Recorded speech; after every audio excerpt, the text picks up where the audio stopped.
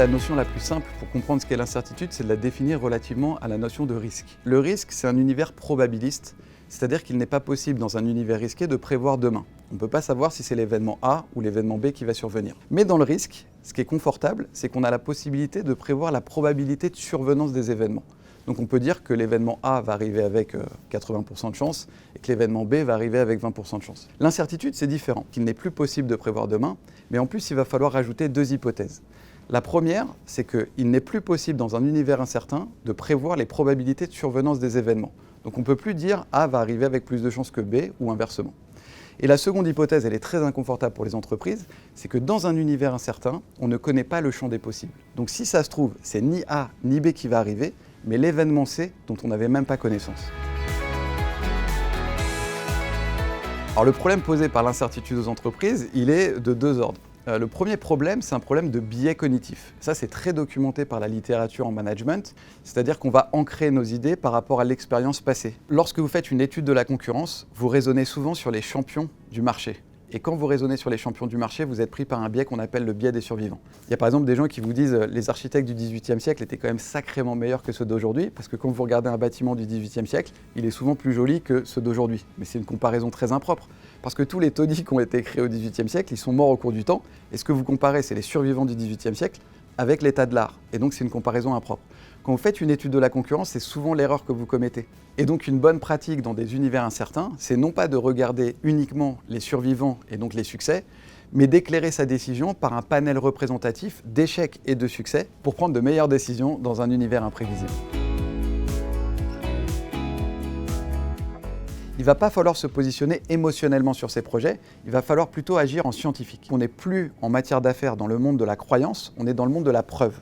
Imaginez que vous sortiez un projet B2C, le lancement d'un site internet. Bien vous voyez, si vous lancez ce site internet, je ne sais pas ce que vous faites, mais si vous me dites que votre coût d'acquisition il est de 15 €, votre Customer Lifetime Value elle est de 150 € et que votre rétention elle est de 95%, je ne sais pas ce que vous faites, mais je mets tout mon argent de poche chez vous.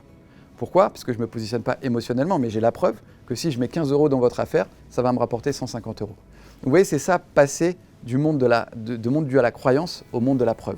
Alors la seconde bonne pratique que j'aimerais évoquer, c'est celle qui consiste sur les projets que vous menez dans l'incertain, à aller chercher et à travailler les angles morts sur vos projets. Et alors là, l'erreur à ne pas commettre, c'est de considérer que vous avez simplement ce que vous savez et ce que vous ne savez pas. En réalité, dans l'incertain, il va falloir monter la notion d'inconnu au deuxième étage. Il n'y a pas seulement ce que vous savez et ce que vous ne savez pas, donc le connu et l'inconnu, mais il y a le connu-connu. Alors le connu-connu, c'est par exemple, ça c'est une veste, on sait qu'on le sait. Donc ça c'est le connu-connu. Il y a aussi les inconnus connus, c'est ce que vous savez ne pas savoir.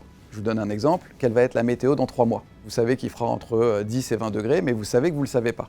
Ça, c'est les inconnus connus. Mais il y a tout un champ de variables qui sont les inconnus inconnus. C'est précisément ce que vous ne savez pas encore ne pas savoir. Et dans l'incertain, c'est là que vont se situer les informations très utiles pour nourrir votre projet et éclairer votre décision. Allez à la rencontre de ces choses que vous ne savez pas encore ne pas savoir. L'incertitude recèle d'immenses opportunités. Vous voyez, quand vous mettez un coup sur quelque chose et que ce quelque chose casse, on avait un mot pour dire ce quelque chose, il était fragile. Quand vous mettiez un coup sur quelque chose et que ce quelque chose résiste, on a un mot qui s'appelle la résilience. Donc cet objet était résilient. Mais on n'avait pas de mot de vocabulaire pour dire, lorsque vous mettez un coup sur quelque chose et que ce quelque chose se renforce par l'effet de ce coup, on manquait d'un mot.